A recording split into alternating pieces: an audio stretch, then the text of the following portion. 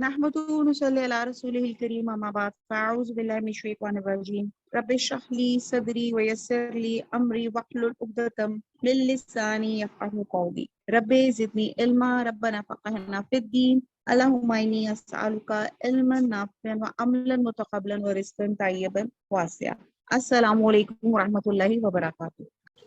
ہم بات کر رہے تھے کہ ذی الحج میں اور کیا کیا جائے۔ اب ہم دیکھتے ہیں امام ابن حجر اسقلانی کہتے ہیں کہ عشرہ ذی الحج کی امتیازی فضیلت کا ایک سبب یہ معلوم ہوتا ہے کہ ساری اہم ترین عبادتیں اس عشرے میں جمع ہو گئیں۔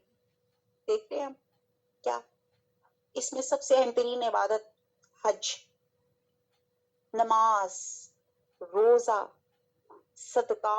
صدقات کیا کمپلسری پیمنٹ زکوٰۃ بھی، اور نفلی پیمنٹ یہ آپ کے صدقہ جاریہ اور چیریٹی کے سارے کام، پھر تلاوت قرآن، یہ تمام چیزیں عبادتیں اکٹھی ہو گئیں۔ اب صدقے میں سب سے اہم کام جو ہے وہ اس میں ایک قربانی بھی آ جاتی ہے۔ باقی صدقات بھی آپ کریں اور قربانی بھی کریں، اور قربانی جو ہے اس عشرے کی سب سے موسٹ امپورٹنٹ اسپیکٹ ہے۔ قربانی کا جو لفظ ہے قرب سے نکلا ہے، اور قرب کا کیا مطلب ہوتا ہے؟ کسی کے قریب جانا، قریب ہونے کی کوشش کرنا، ہر طرح سے قریب ہونے کے لیے، یعنی کہ ہر جگہ میں قریب ہونا، پھر وقت میں قریب ہونا، رشتہ داری میں قریب ہونا، تعلق میں قریب ہونا، مرتبے میں قریب ہونا، ان سب چیزوں کے لیے لفظ جو ہے قرب استعمال کیا جاتا ہے۔ اب ہم دیکھتے ہیں کہ قربان لفظ قرب سے نکلا ہے، جیسے میں نے پہلے بتایا، اور قربان کس کو کہتے ہیں؟ ہم کہتے ہیں نا قربان ہو جاؤ، ہائے میں قربان ہو جاؤں، تو ہم اس کو فعل کے طور پہ استعمال کرتے ہیں، لیکن قربان ہر وہ چیز جس کے ذریعے اللہ کا قرب حاصل کیا جائے، اللہ کا تقرب حاصل کیا جائے۔ اور اصطلاح میں قربانی سے مراد یوم نحر، ایام تشریق میں اللہ تعالیٰ کی رضامندی اور خوشنودی اور قرب حاصل کرنے کے لیے اونٹ، گائیں، بکری، دمبا ذبح کرنا، اور یہاں خاص طور پہ جانور کی قربانی مراد ہے۔ اب سوال پیدا ہوتا ہے کہ قربانی کی ابتدا کب سے ہوئی، یہ کام کب سے لازم ہوا؟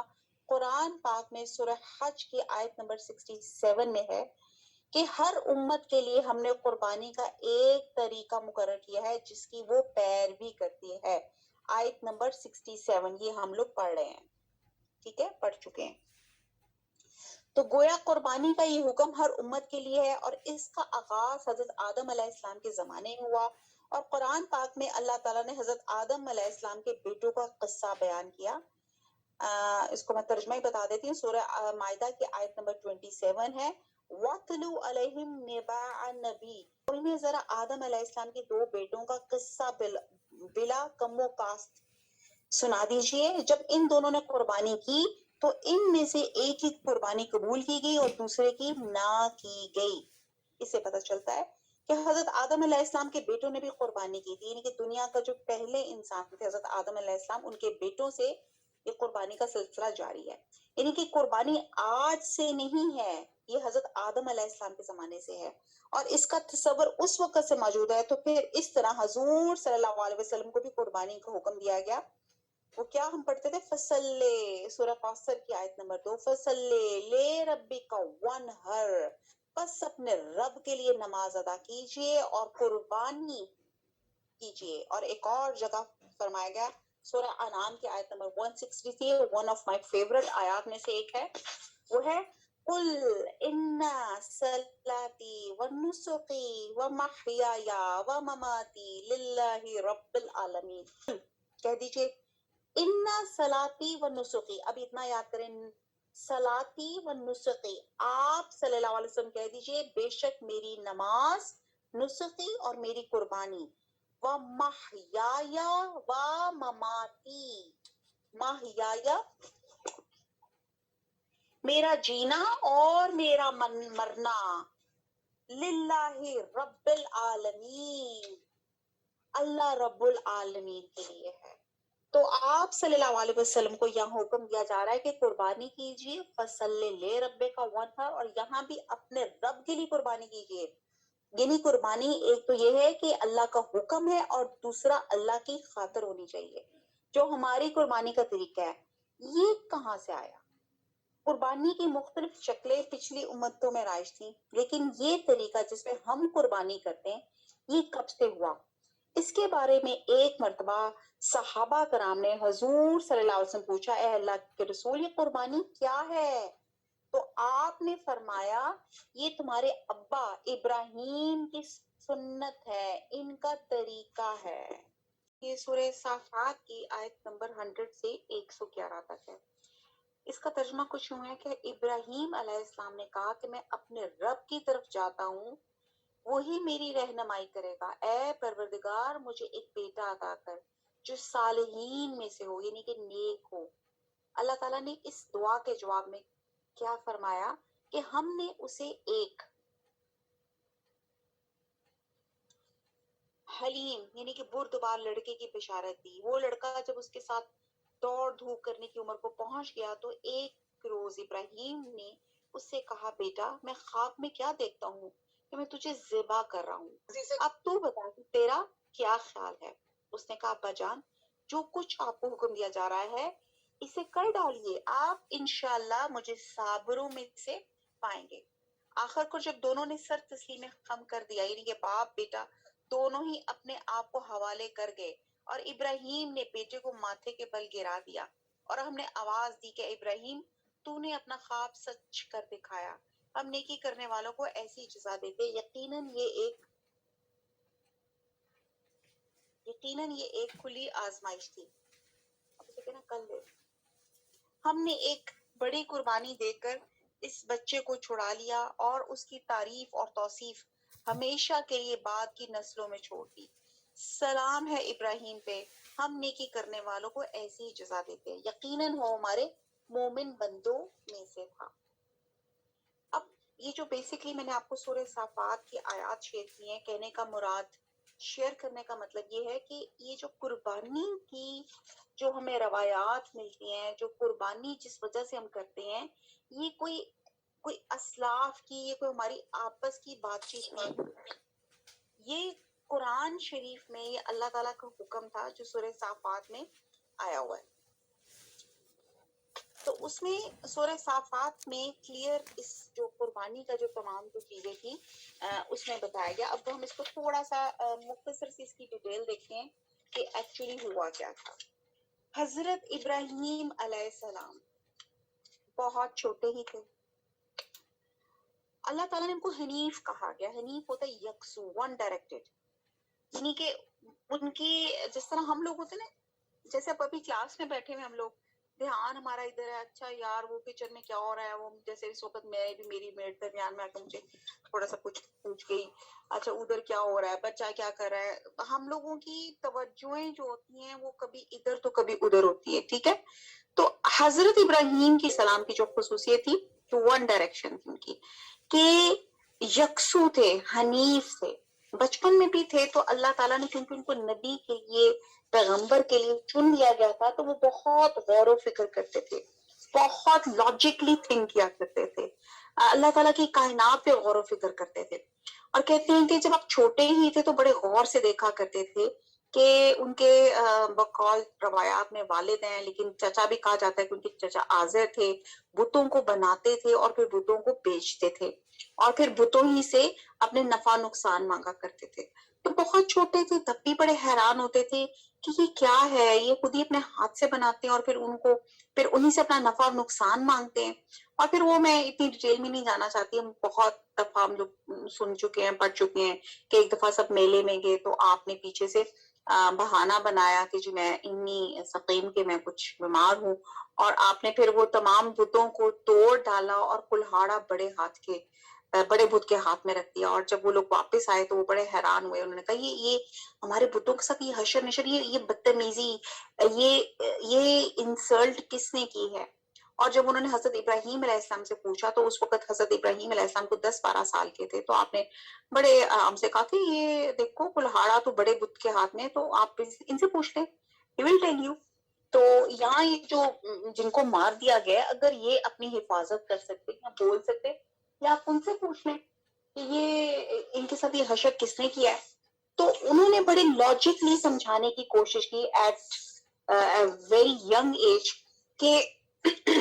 کہ اللہ جو ہے جن کو یہ خدا مانگ رہے ہیں یہ تو اپنے آپ کو بچا نہیں سکتے، تو یہ تمہاری حاجات یا تمہارے نقصانات اور نفع کو کیسے ذمہ دار ہو سکتے ہیں. پھر اسی طرح بڑے ہوئے اور ان کو نمرود جو تھا اس وقت کا بادشاہ تھا، آگ میں پھینکا گیا اور اللہ تعالیٰ کے حکم سے وہ آگ امن اور سلامتی والی بن گئی. یہ ایک لمبے لمبے واقعات ہیں. ابھی جو ہماری قربانی کا پوائنٹ آف ویو اس چیز پہ میں آنا چاہ رہی تھی حضرت ابراہیم کی لائف ہسٹری سے، کہ بچپن سے ان کی زندگی جو تھی قربانی قربانی اور قربانی مانگ رہی تھی. آپ دیکھتے ہیں کہ بچپن سے ان کے پاس کتنی آزمائشیں آئیں. تو life is not a bed of roses, آزمائشیں آتی ہیں اور اللہ تعالیٰ اپنے پیارے بندے پہ آزمائشیں دیتا ہے. کیوں دیتا ہے؟ تاکہ یہ نکھر جائے. جس طرح سونے کو اگر آپ نے دیکھو نا کہ سونا کہاں سے جب آپ مائنز وغیرہ سے اکٹھا کرتے ہیں تو وہ گرد آلود ہوتا ہے، اس کے اندر پتہ نہیں اتنی امپیورٹیز ہوتی ہیں. تو اس کی امپیورٹیز ہٹانے کے لیے اس آگ کو اس کو سونے کو آگ میں تپایا جاتا ہے جس سے امپیورٹیز علیحدہ ہو جاتی ہیں اور گولڈ علیحدہ ہو جاتا ہے. تو اللہ تعالیٰ یہ جو آزمائشیں دیتا ہے اس میں اللہ تعالیٰ اپنے بندے کیا رویہ دیکھنا چاہتے ہیں کہ اس بندے کے اندر کتنی اسٹیبلٹی ہے، کتنا اللہ پہ یقین رکھتا ہے اور کتنا اللہ پہ توکل ہے، اور وہ نکھر بھی جاتا ہے انسان ان آزمائشوں سے. تو حضرت ابراہیم کا بھی بچپن سے آزمائشیں قربانیاں انہوں نے دی. اور ہم دیکھتے ہیں کہ کیونکہ اب ظاہر قربانی کی بات کی جا رہی ہے کہ اس وقت جو ان کی لائف کا اسپیکٹ ہے وہ ہم قربانی کا دیکھتے ہیں کہ آپ بہت بڑی عمر کے ہو گئے ہوئے تھے. جیسے بعض روایات میں آتا ہے کہ شاید آپ کو 80 ایئرس کے تھے، تو پھر کہیں جا کے اللہ تعالیٰ نے آپ کو حضرت یعقوب اور پھر اسحاق علیہ السلام کی اللہ تعالیٰ نے آپ کو خوشخبری دی تھی. پھر آپ کوئی کہتے ہیں کہ 92 سے 95 ایئرس کی ایج میں تھے، اور آپ کی جو زوجہ تھی حضرت ہاجرہ، ان سے آپ کے بیٹے حضرت اسماعیل ہوئے، اور آپ دعا مانگتے تھے رب ہب لی من الصالحین، جیسے ہم سورہ صافات میں پڑھا ہم نے کہ دعا مانگتے تھے اللہ تعالیٰ مجھے صالحہ بیٹا دے. تو لوگ دعا تو مانگتے ہیں، تو یہاں ہمیں پتہ چلتا ہے کہ دعا جب مانگیں اولاد کے لیے مانگیں تو صالحہ اولاد کی مانگیں، اور صالحہ اولاد کے ساتھ جو ہماری اولاد ہے اللہ تعالیٰ ان کو بھی اللہ تعالیٰ صالحہ ہی رکھے. تو ہم دیکھتے ہیں کہ 92 سے 95 یعنی کہ بہت اسکالرس کہتے ہیں اس دوران ان کی ایج تھی، اور اتنے بڑھاپے میں جا کے اللہ سبحانہ تعالیٰ نے آپ کو حضرت ہاجرہ سے حضرت اسماعیل اللہ تعالیٰ نے آپ کو نوازے. اور ابھی وہ بہت چھوٹے تھے تو اللہ تعالیٰ نے حکم دیا کہ جاؤ ان کو فلانی جگہ چھوڑو.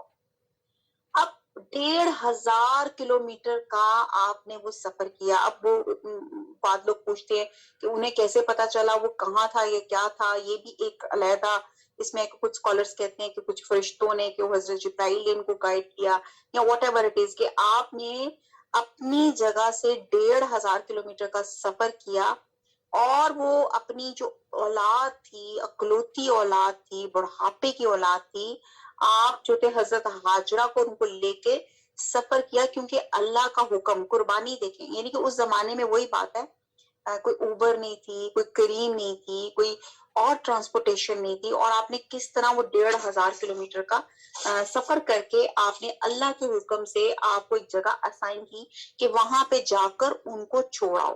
اور جب آپ نے وہاں پہ ان کو چھوڑا اور تب آپ کے پاس کچھ مشکیزے میں پانی تھا اور کچھ کھجوریں تھیں، آپ نے وہ تھیلا اور وہ مشکیزہ اپنی زوجہ کے حوالے کیا اور آپ ان کو چھوڑ کر مطلب آپ واپس چل پڑے. تو اس پر حضرت ہاجرہ نے آواز دے کے پوچھا کہ آپ مجھے ایسے کیوں چھوڑ کے جا رہے ہیں؟ تو آپ نے عرض کیا کہ یہ اللہ کا حکم ہے، جس پہ حضرت ہاجرہ نے فوراً کہا کہ اگر اللہ کا حکم ہے تو اللہ ہمیں ضائع نہیں کریں گے. تو یہاں پہ بہت سی چیزیں ہیں جو سیکھنے کی ہیں. تو جہاں جو ہمیں بات پتا چلتی ہے کہ 1500 کلومیٹر کا سفر کیا اپنی وہاں پہ، اور وہ مقام کیا تھا جہاں سفر کیا؟ وہ مکہ تھا. اللہ تعالیٰ کی حکمت کیا تھی؟ اللہ تعالیٰ مکہ کو آباد کرنا چاہتے تھے، اور مکہ کو آباد کرنے کے لیے ان کی بیوی جو حضرت ہاجرہ اور حضرت اسماعیل تھے. اور جب ان کو چھوڑا تو ان کے پاس جو کہتے ہیں وہ کھانے پینے کا بھی سامان جو تھا انسفیشینٹ تھا، تو اس پہ بھی انہیں اللہ کا انہوں نے کوئی شکوہ نہیں کیا ان کی بیوی نے. اور جب انہوں نے ایک سوال کیا اور ان کے جواب میں جو انہوں نے کہا اللہ کا حکم، انہوں نے مزید کوئی اور سوال ہی نہیں کیا، انہوں نے فوراً اللہ پہ توکل کر کے کہا اللہ ہمیں ضائع نہیں کرے گا. یہ ہم میں سے کون لوگ ہیں کہ جن کے اندر اتنا توکل، اتنا اللہ کے اوپر آپ کا توکل اور اتنا آپ کا فیتھ ہے کہ اللہ کا حکم ہے، چاہے آپ کو اپیرنٹلی بہت ڈیزاسٹر ایک سچویشن لگ رہی ہے، لیکن آپ کہہ رہے ہیں اللہ کا حکم ہے، اللہ کا حکم ہے. اور آپ یہ دیکھیں کہ اس طرح آپ ان کو چھوڑ آئے. اور پھر میں ذرا کٹ شارٹ کروں گی اس واقعے کو، کیونکہ ہم سب اس واقعے کو جانتے ہیں. ہم اس قربانی کے پوائنٹ آف سے اس کے کچھ اسپیکٹ جو ہے وہ سب آپ کے ساتھ کچھ شیئر کرنا چاہ رہی تھی. تو پھر آپ نے حضرت ہاجرہ نے حضرت اسماعیل کے ساتھ وہاں بیٹھی، انہوں نے وہاں مکہ آباد کیا جو ایک ڈیزرٹ تھا، اور وہاں پہ پانی دور دور تک نام و نشان نہیں تھا. اور کہتے ہیں کہ ایک دفعہ جب ان کے بیٹے کو اسماعیل کو کوئی پیاس لگی اور وہ پاؤں مارنے لگے اور پیاس کے لیے بلکنے لگے، تو ممتا کی ماری بھی حضرت ہاجرہ جو علیہ السلام تھی، انہوں نے ایک پہاڑی صفا سے لے کے مروہ تک انہوں نے بھاگ بھاگ کے چکر لگائے کہ کہیں مجھے پانی مل جائے. مروہ پہ پہنچتی پھر یاد آتا اچھا میں ذرا بچہ دیکھ لوں، بچے کو میں ان اٹینٹیو اکیلا چھوڑ کر آئی ہوں، پھر بھاگ کے جاتی بچے کو دیکھنی، پھر جا کے دوڑ کے صفا سے مروہ تک جاتی. اس طرح انہوں نے 7 چکر لگائے پانی کی تلاش میں، کھانے کی تلاش میں. اور جب وہ 7ویں دفعہ واپس آئیں تو دیکھا کہ ان کا جو بچہ تھا جہاں ایڑیاں رگڑ رہا تھا، وہاں پہ رگڑنے سے اللہ کے کرم سے معجزاتی طریقے سے زمزم نکل آنا شروع ہو گیا. اور زمزم وہ پانی نکلنا شروع ہو گیا، اور پانی اندر سے نکلتا آ رہا تھا، جیسے کہتے ہیں نا آپ ٹوٹی کھول دیتے ہیں نا جیسے نلکے کی، تو وہ ٹیب مسلسل پانی نکلتا آ رہا ہے، تو یوں پانی نکلتا آ رہا تھا. تو وہ آپ بڑی ماشاءاللہ حیران بھی ہوئی اور خوش بھی ہوئی. آپ نے جلدی سے وہی ریت سے ایک دیوار باندھ کے، جس کو کہتے ہیں نا ایک ٹیمپریری سا ایک کنواں سا ایک گول سا گڑا بنا دیا تاکہ اس جو پانی ہے وہ باہر نکل کے ضائع نہ ہو، اسی کے اندر سٹے کر جائے. لیکن وہ نکلتا جا رہا تھا، تب ان کے منہ سے آٹومیٹکلی نکلا زمزم، یعنی کہ سٹاپ، ہالٹ ہو جاؤ. تو پھر وہ کیا ہو گیا کہ ان کے کہنے سے وہ جو زمزم جو تھا، اسی جو ان نے کنواں سا وہ جو منڈیر سی یا جو انہوں نے ہاتھ سے جو لیپا پوتی کر کے وہ چیز بنائی تھی، وہ اسی کے اندر ہی وہ زمزم جو تھا وہ ٹھہرا رہا، اور اسی میں سے وہ نکلتا رہا پانی، اور اسی کے اندر ہی رہا.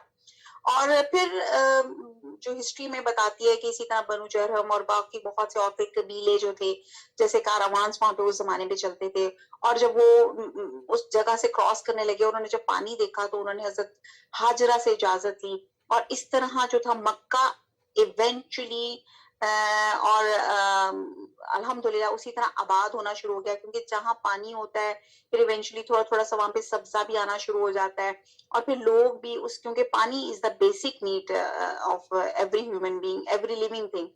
تو وہ اس پہ پھر کچھ قبیلے آہستہ آہستہ آباد ہونا شروع ہو گئے، اور اس طرح جو تھا مکہ آہستہ آہستہ آباد ہونا شروع ہوا. اور اچھا یہاں پہ تو میں نے آپ کو مکہ آباد ہونے کی بات بتائی کیونکہ بات ہو رہی ہے ذی الحج کی، مکہ کی، قربانی کی. تو پھر اسی طرح پھر کہتے ہیں کہ حضرت جو تھے اسماعیل، حضرت ابراہیم علیہ السلام کے، انہوں نے خواب میں دیکھا، کہتے ہیں کہ ان کو 3 دن خواب آتا رہا کہ وہ اپنی پسندیدہ ترین چیز جو ہے اپنے بیٹے کو اللہ کی راہ میں قربان کر رہے ہیں. تو وہ بہت مطلب وہ ہوئے، کیونکہ نبیوں کے خواب جو ہوتے ہیں وہ سچے ہوتے ہیں، وہ ایسے نہیں ہوتے. تو کہتے ہیں کہ آپ نے جو تھا حضرت ابراہیم علیہ السلام نے جب یہ خواب آیا تو اس کا مطلب تھا حکم تھا کہ اپنے بیٹے کو ذبح کرو. تو آپ پھر چلے نکلے اور اپنے بیٹے سے ملنے آئے. آپ سوچئے کہ ایک نیو بورن بیبی کو، چھوٹی عمر کے بچے کو جب وہ چھوڑ کر گئے تھے، اور اللہ کے حکم سے انہوں نے پلٹ کے نہیں دیکھا، اللہ تعالیٰ نے کہا تھا چھوڑ کر نکل جاؤ، اور واپس جا کے جو اسلام کی تبلیغ اور جو تمہیں جس کے لیے اپوائنٹ کیا ہے اللہ کا پیغام لوگوں تک پہنچاؤ، اور اسی پہ اپنے فوکس کرو. اور پھر جب اللہ تعالیٰ کا حکم آیا تو آپ اپنے بچے سے ملنے آئے. ملنے نہیں آئے، کیا کرنے آئے؟ اللہ کے حکم سے، اللہ کے لیے اس کو قربان کرنے آئے. آپ اتنے عرصے بعد آپ آئے، بچے سے ملے، اور بچے سے ملے اور آ کے اس کو اپنا خواب سنایا. آپ دیکھیں بچہ تو پرایا بھی ہو نا تو بہت پیارا لگتا ہے، बच्चे जितने भी छोटे होते हैं वो सारे ही सबको बहुत प्यारे लगते हैं। ये भी बात स्कॉलर्स कहते हैं 10 से 12 साल उनकी उम्र थी। खैर इसमें थोड़ा सा डिफरेंस है रवायात में। तो बहरहाल आप छोटे बच्चे थे और जब उन्होंने अपने बेटे को ख्वाब सुनाया तो उसने फौरन तस्लीमे रजा सर झुका दिया। उसने कहा कि आपने ख्वाब देखा है, बस आप अल्लाह का हुक्म है, बस आप अल्लाह का हुक्म पूरा करें। उन्होंने फौरन बिल्कुल जिस तरह उनकी ज़ौजा ने बिल्कुल कोई शिकवा नहीं किया, आपके बेटे ने भी बिल्कुल शिकवा नहीं किया। उन्होंने ये नहीं कहा कि ख्वाब आपका था, मेरा क्या कसूर है, आपका ख्वाब आप जाने। तो आप ये देखें कि जब उनके वालिद ने कहा तेरे ज़िबा का वक्त आ गया, अल्लाह का हुक्म आ गया, तो उन्होंने कहा देर क्यों कर रहे हैं, ये घाटे का सौदा नहीं है, जन्नत मिलेगी। सिर्फ उस बच्चे को, छोटे से बच्चे को किस चीज की फिक्र थी, अपनी माँ का दुख हो रहा था कि मेरी माँ जो है मेरे पीछे, वो क्या सोचेगी, वो उसके साथ क्या मामलात होंगे, वो कितनी दुखी होगी। तो उन्होंने बस ये रिक्वेस्ट की कि अपने वालिद साहब से कहा कि ऐसा करें कि जो मेरा कुर्ता है ना, ये माँ को दे दें और आपने इसी कुर्ते में मुझे दफन कर दीजिएगा और मेरी माँ ज़िबा शुदा लाश ना देख सकेगी। तो आप वैसा करें, मेरे हाथ पांव बांध दें और उल्टा लटा दें और रब के अमर में यानी कि रब के हुक्म में देर ना करें। और मैं इसलिए अपने हाथ पांव कह रहा हूँ बांधो ताकि मैं कोई जिसको तकलीफ में या कोई ऐसी चीज में मैं कोई बेअदबी ना कर सकूं। तो हाथ पांव मारते हुए मैं कोई आपको जो मेरा हाथ और पाँव ना लग जाए। आप देखिए किस कदर फर्मा बरदार औलाद कि इतने अरसे बाद बाप से मिली है, फर्मा बरदारी भी माँ बाप की भी और आगे से सबसे पहले अल्लाह सुब्हाना ताला की। आजकल के ऐसे बच्चे हैं हमारे, आप सोच के बताएं, आजकल अपने बच्चों को जरा इस क्राइटेरिया में लेकर आए। एसी में बैठे होंगे, सब हम लोग बैठे होंगे, एक उठकर माँ कहेगी ना बेटा जरा कोई पानी ला दे, तो सब एक दूसरे की शक्लें देख रहे होंगे। अपने आप को घरों में खुद ही असेस करें, वो देख रहे होंगे, वो कहेगा तुम ला दो, तुम ला दो, एक कहेगा तुम जरा किचन के दरवाजे के पास बैठे हो, तुम चले जाओ, तुम्हारी टांगे टूटी हुई। यानी कि ये हमारे बच्चों को जितना हमने उनको आराम और वो लेयर्स और वो अल्हम्दुलिल्लाह हमारा जो चल रहा है टॉपिक एक औलाद के सिलसिले में, वो भी इंशाल्लाह ताला चलेगा कि हमने अपनी औलाद को जफाकश बनाना है, उनको हार्डशिप्स की आदत बनानी है। हमने क्या किया, हम अपनी औलादों को तो मम्मी डैडी बनाया हुआ है, हर चीज हर सहूलत उनकी गोद में पटावक बैठा दी है। वो एक जमाना होता था कि सब उठ के इकट्ठे बैठ के डाइनिंग टेबल पे बैठ के खाना करते थे। अब क्योंकि बच्चों की पसंदें अलग है, आने जाने की टाइमिंग्स अलग है, अब वो कहते हैं कि चलो जी जिधर मिले वहीं गोद में बैठ के वहीं कोने खुदरे में लाउंज में या सोफे में सब वहीं पे अपनी अपनी प्लेटें अपना अपना चीज लेके खाना खा रहे होते हैं। तो एक हमारी यूनिटी लेवल खत्म हो गया है। और दूसरा हम कहते हैं हाय बच्चा थका हुआ, ये बेटा यही खा लो, ये कर लो, यूं ही कर लो, अच्छा बर्तन भी मैं उठा लूं, और फिर बच्चे आगे से मामा पानी दे दें। तो हम सोच सकते हैं कि हम जब छोटे थे, हमारा कोई एरा इतना पुराना नहीं है कि हम कहें कि हम बहुत छोटे थे तो पता नहीं कौन किस जमाने की बात की जा रही है। तो हम अपने वालिदैन को, हिम्मत नहीं हो सकती थी कि हम अपने वालिदैन को कि इतना रिस्पेक्ट और मोहब्बत वाली रिस्पेक्ट कि हम अपने माँ वालिदैन को कहें जी पानी ला दें। तो यहाँ आराम से बच्चे कहते थे मम्मा पानी ला दें, यूं कर दें, फलाना कर दें। तो हम अपने बच्चों को क्या बना रहे हैं, और ये क्या पैगंबर का बच्चा जो बगैर बाप की तरबियत और माँ ने तरबियत कैसी की दी, फर्मा बरदारी की। तो बहरहाल टू दी पॉइंट उस पर बात पे आते हैं। तो उन्होंने कहा कि मेरे हाथ पांव बांध दें और मुझे उल्टा लटा दें और अल्लाह के अमर में, अल्लाह के हुक्म में देर ना करें। और हाथ पांव क्यों उन्होंने कहा था, ताकि मैं कोई बेद भी ना करूं। तो फिर हजरत इब्राहिम अलैहिस्सलाम ने इमेजिनेशन में लेकर आए, वो सीन लेकर आए ताकि हम ये जो कुर्बानी है इसके एसेंस को हम पकड़ सके, इसको दिल को हमारा टच हो सके। कि आप देखिए कि एक वालिद का बेटा जो इतने अरसे बाद मिन्नतों मुरादों के बाद हुआ है, अल्लाह ताला ने हुक्म कहा छोड़ जा, आप छोड़ गए, फिर अल्लाह ताला ने हुक्म दिया इसको ज़िबा कर, तो अब आप ज़िबा करने आए और आप इमेजिनेशन में लेके आए कि एक हाथ में हजरत इब्राहिम के छुरी थी, दूसरे में सर के बाल थे हजरत इस्माइल के, और घुटना हजरत इस्माइल की कमर पे रखा हुआ था اور نگاہ آسمان کی طرف تھی اور آنکھوں میں پٹی باندھ لی. 3 دفعہ چھری چلائی، نہ چلی. کیوں؟ کیونکہ چھری کو اللہ تعالیٰ نے حکم نہیں کیا تھا. چوتھی بار اٹھے، پتھر پہ تیز کی. یہ 3 دفعہ میں چلا چکا ہوں، پتہ نہیں کیا بات ہے. ربنا تقبل منا، اللہ تعالیٰ کو یہ قبول نہیں ہے. اب فکر ان کو کیا ہو رہی ہے کہ اللہ تعالیٰ کو میری قربانی قبول نہیں. فوراً اٹھے، چوتھی بار پتھر پہ چھری کو تیز کیا، اور پھر آپ اسی سچویشن میں آ کے وہ بیٹھ گئے اور کہتے ہیں کہ 2 دفعہ آسمان کے اوپر فرشتوں کی چیخیں نکلی ہیں. 2 دفعہ. پہلی دفعہ کب؟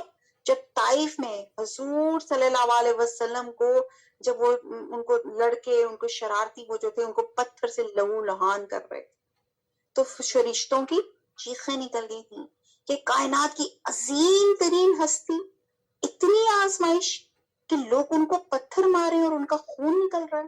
تب فرشتوں کی چیخیں نکل گئی.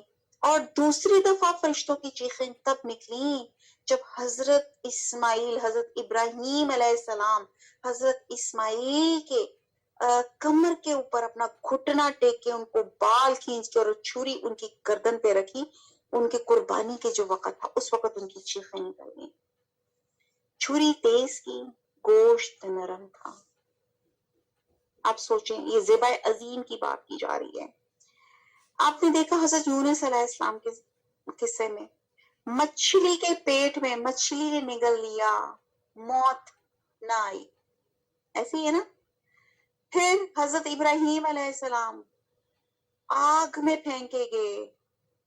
نمرود نے کہا ان کو آگ میں پھینک دو. آگ امن اور سلامتی والی بن گئی. ٹھیک ہے. پھر اسی طرح ہم دیکھیں جانور کے سامنے جو بتایا جاتا ہے کہ جانور کے سامنے بھی چھری تیز نہ کرو کہ جانور کو تکلیف نہ پہنچے. اب یہاں کیا ہے؟ حضرت ابراہیم علیہ السلام چھری تیز کر رہے ہیں کہ 3 دفعہ چھری نہیں چلی. پتہ نہیں اللہ تعالیٰ کو میری قربانی قبول نہیں ہو رہی ہے. فکر اس چیز پر تھی، چھری تیز کر رہے ہیں. اور پھر کیا ہوا؟ آنکھوں پہ پٹی باندھی اور اب جو چھری چلائی. تو پھر جب آنکھوں سے پٹی اتاری تو کیا دیکھتے ہیں کہ آگے حضرت جبرائیل علیہ السلام اور حضرت اسماعیل علیہ السلام کھڑے مسکرا رہے ہیں اور سامنے چھترا پڑا ہوا ہے. یعنی کہ اللہ سبحانہ تعالیٰ نے اس چھری کو حکم ہی نہیں دیا کہ وہ چلے. اور جب وہ چوتھی دفعہ چلی تو اللہ تعالیٰ کے حکم سے اللہ تعالیٰ نے حضرت جبرائیل علیہ السلام کے ہاتھ وہ ایک مینڈھا وہ بھیجا کہ حضرت یہ، یعنی کہ حضرت ابراہیم علیہ السلام نے وہ امتحان پاس کر لیا. کیا امتحان پاس کر لیا؟ قربانی کا، فرما برداری کا. اب یہاں پہ بھی حضرت ابراہیم علیہ السلام کو فکر کیا ہوئی؟ اب ان کو دیکھ رہے ہیں کہ حضرت جبرائیل اور حضرت اسماعیل کھڑے مسکرا رہے ہیں، لیکن ان کو فکر ہوئی اللہ نے میری قربانی قبول نہیں کی، اللہ نے میری قربانی قبول نہیں کی. تو یہ بڑا خوبصورت جو حضرت ابراہیم علیہ السلام کی قربانی کا جو واقعہ ہے، حفیظ جلندری نے ایک نظم لکھی تھی اور اس کو میں آپ کو تھوڑا سا پڑھ کے سناتی ہوں. پدر بولا، یعنی کہ باپ. فارسی کے الفاظ جو ہے وہ کچھ اردو شاعری میں استعمال ہوتے ہیں. پدر بولا بیٹا آج میں نے خواب دیکھا ہے، کتاب زندگی کا نرالا باب دیکھا ہے. یہ دیکھا ہے کہ میں خود آگ تجھے ذبح کرتا ہوں. اب دیکھیں خدا کے حکم سے تیرے لہو میں ہاتھ بھرتا ہوں. امیجن کریں کہ باپ بیٹے کو کہہ رہا ہے کہ اللہ کے حکم سے میں تجھے ذبح کر رہا ہوں. اچھا آگے حفیظ جلندری صاحب لکھتے ہیں، سعادت مند بیٹا جھک گیا فرمانے باری پر، زمین و آسماں حیران تھے اس اطاعت گزاری پر. رضا جوئی کی یہ صورت نظر نہ آئی تھی اب تک، یعنی کہ اب بھی یعنی کہ اللہ کی رضا پہ ایسی اطاعت ابھی تک دنیا نے کہیں نہیں دیکھی. آگے لکھتے ہیں یہ جرت پیشتر انسان نے دکھلائی نہ تھی اب تک، یعنی کہ اس سے پہلے اللہ کی اطاعت کے لیے اتنی بڑی جرت کسی نے نہیں کی. آگے لکھتے ہیں عجیب بشاش تھے دونوں رضائے رب عزت پہ. یعنی کہ دونوں کون؟ حضرت ابراہیم اور حضرت اسماعیل. تاملے یا تذبذب کے کچھ نہ تھا دونوں کی صورت پر. مراد مطلب کیا ہے کہ تامل یا تذبذب یعنی کہ ان کو کسی طرح کی ہیزیٹیشن نہیں تھی. They are firm faith on اللہ سبحانہ تعالیٰ کہ جو ہو رہا ہے اللہ کے حکم سے ہو رہا ہے. آگے لکھتے ہیں کہا فرزند نے اے باپ اسماعیل صابر ہے خدا کے نام پہ بندہ پائے تعمیل حاضر ہے مگر آنکھوں پہ اپنی آپ پٹی باندھ دیجئے گا میرے ہاتھوں میں اور پیروں میں رسی باندھ دیجئے گا مبادا آپ کو صورت پہ میری رحم آ جائے مبادا میں تڑپ کر چھوٹ جاؤں ہاتھ تھر آئے. سبحان اللہ. کہ آپ دیکھیں کہ کیا لاجک بتا رہے ہیں کہ ہاتھ اور پاؤں کیوں بانٹے کہ اور مجھے الٹا کیوں لٹائیں تاکہ میری شکل دیکھے آپ کو رحم نہ آئے اور میرے ہاتھ پاؤں اس لیے بانٹے کہ میں اس تکلیف میں یا اس میں کرب میں ہاتھ چھڑا کے بھاگنا چاہوں. پسر کی بات پسر یعنی کہ بیٹا پسر کی بات سن کے باپ نے تعریف فرمائی یہ رسی اور پٹی باندھنی ان کو پسند آئی. ہوئے اب ہر طرح تیار دونوں باپ اور بیٹے چھری اس نے سنبھالی تو وہ جھٹ قدموں پہ آ لیتے پچھاڑا اور گھٹنا سینہ معصوم پہ رکھا چھری پتھر پہ رگڑی ہاتھ کو حلقوم پہ رکھا حلق پہ. زمین سہمی پڑی تھی آسمان ساکت تھا بیچارہ نہ اس سے پیشتر دیکھا تھا یہ حیرت کا نظارہ. پدر تھا مطمئن بیٹے کے چہرے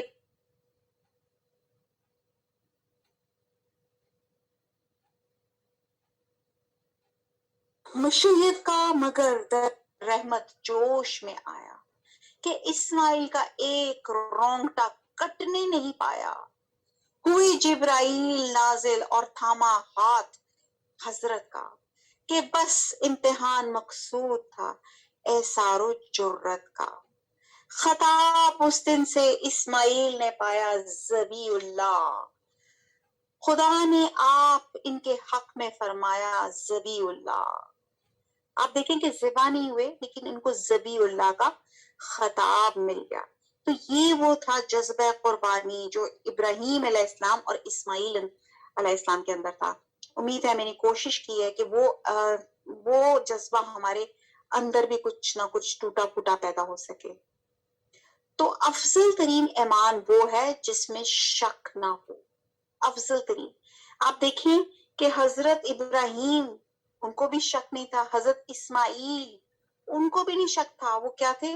بررضا راضی کہ جو اللہ کا حکم آ گیا وہ کر دینا ہے. اور یہاں پہ ہم قرآن پڑھتے ہیں صورتیں پڑھتے ہیں اللہ کے احکامات پڑھتے ہیں ہم بیٹھے ہوتے ہیں ایک وہ سستے ایسے علماء ایسے ریلیجس اسکالرس کے فتوے لینے کے ہمیں کچھ پتا چل جائے یار پردے میں یہ کمی ہے فلانی چیز ہے کیوڈکس کے اوپر وضو جائز ہے یعنی کہ جو ہمارے من پسند کوئی ہمیں فتوے بتا دے کہ جی آنکھ میں پردہ ہونا چاہیے پردہ کرنے کی کیا ضرورت ہے. تو ہم ان چکروں میں بیٹھے ہوتے ہیں اور یہاں پہ کیا ہے افضل ترین ایمان وہ ہے جس میں شک نہ ہو. اللہ کا حکم آ گیا تو بس کر دیا. اب ہم دیکھتے ہیں حضرت حاجرہ کی خصوصیات. بات لمبی نہ ہو جائے لیکن ہم دیکھتے ہیں کیونکہ یہ چیزیں کوالٹیز اب ہم نے ابھی تک کیا پڑھی. پہلی کوالٹی ایز اے فادر اور ایز اے مسلمان حضرت ابراہیم علیہ السلام کی پڑھی کہ وہ یکسو تھے حنیف تھے. اللہ کا جب حکم آ گیا تو کوئی ایکسکیوزز نہیں کوئی کسی بھی طرح کی کچھ نہیں. اور اسی طرح بیٹے نے جب دیکھا اس کی پرورش دیکھیں کہ ایک ڈیزرٹ میں ہوئی جہاں پہ کھانا پینا کم ایکسرسائز زیادہ مشقت زیادہ کوئی اتنے کمفرٹ لیولز نہیں لیکن بہترین حضرت حاجرہ نے اس کی پرورش کی کہ اس کے اندر باپ کے لیے وہی محبت اور عقیدت تھی. آج ہماری دنیا میں آج کوئی آپ کا بچوں کی آپ کوئی بات پوری نہ کرے تو آپ دیکھیں بچے کیسے ضد کرتے ہیں اور آپ کی کیسی بےزتی کرتے ہیں. اللہ معاف کرے. آپ بچے ماں باپ تب تک اچھے جب تک وہ بچوں کی بات مانتے رہیں گے. آپ ایگری کریں گے میری اس بات پہ. جہاں آپ نے اپنے بچوں کی کسی چھوٹی ڈس ایگری کر دیا یقین جانے محبت اطاعت ساری ایک جگہ थोड़ा पे बात बच्चे आ जाते हैं आजकल के। तो आप देखें, और दूसरी हजरत हाजरा ने बाप मौजूद नहीं था लेकिन उसकी रिस्पेक्ट कितनी उस बच्चे के अंदर सिखाई। ये हमारा आप समझे कि वो टॉपिक भी है जो हम हदीस में चल रहे हैं ना, औलाद की परवरिश, कि इतना रिस्पेक्ट का, वालिद का रिस्पेक्ट उनके अंदर सिखाई कि वालिद हला उनको मयसर नहीं हुए देखने, लेकिन इतनी मोहब्बत और इतनी उनको रिस्पेक्ट सिखाई। और आज हमारी जब बच्चे औरतों की बातें हस्बैंड्स पूरी नहीं करते या कोई उनकी बच्चों की नहीं करते, तो बीवियां लगी होती है बच्चों को, देखा तुम्हारा प्यो, देखो जरा मैं ही हूं जो उनके साथ गुजारा कर रही हूँ, ये मेरा ही दिल गुर्दा है, ये देखो जरा, इसको हया नहीं आती, इसने मुझे ये नहीं लेके दिया या तुम्हें लेके नहीं दिया, देखो जरा हमें किस हालात में रखा हुआ है। तो यहाँ पे देखें कि वो औरत किस कदर अजीम थी, कोई शिकवा नहीं, कोई शिकायत नहीं, और बेहतरीन परवरिश की अपने बेटे। और सबसे बड़ी बात जो हमें सीखने की बात है, बाप की इज्जत सिखाई। वमा अलैना इल्लल बलाग, सुब्हानक अल्लाहुम्मा व बिहम्दिका, नशहदु ला इलाहा इल्ला अंता, नस्तगफिरुका व नतूबु इलैक। वस्सलामु अलैकुम व रहमतुल्लाहि व बरकातुहू।